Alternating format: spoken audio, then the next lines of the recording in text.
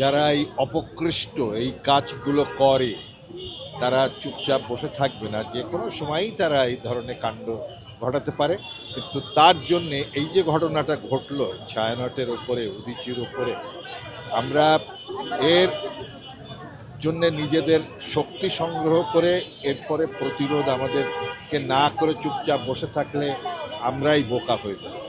সেই জন্যে আমরা জানি যে হবে, এরকম আঘাত আসতেই পারে বা ঘটতেও পারে, কিন্তু আমরা সেই চ্যালেঞ্জ হাতে নিয়ে আমরা সামনের পথে।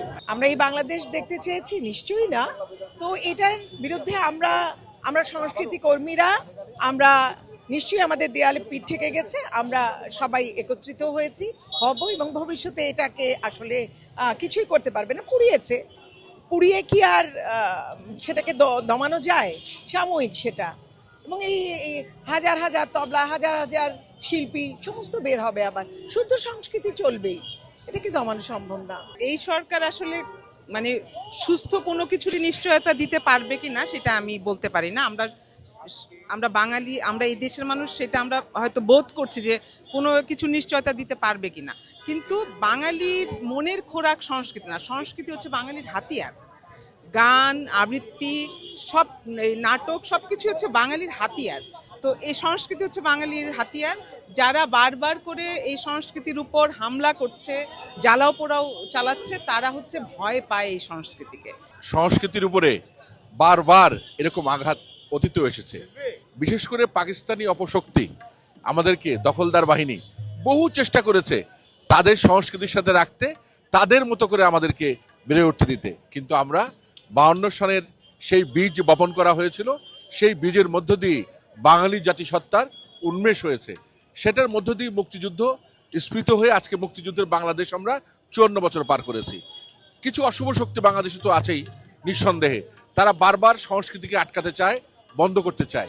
হুট করে সংস্কৃতি কর্মীদের উপর চড়াও হওয়া, আমরা তো ধার্মিক, আমরা ধর্ম পালন করি, কিন্তু ধর্ম মানে কিন্তু এটা না যে অন্যের উপরে আমার মতামত চাপিয়ে দিই।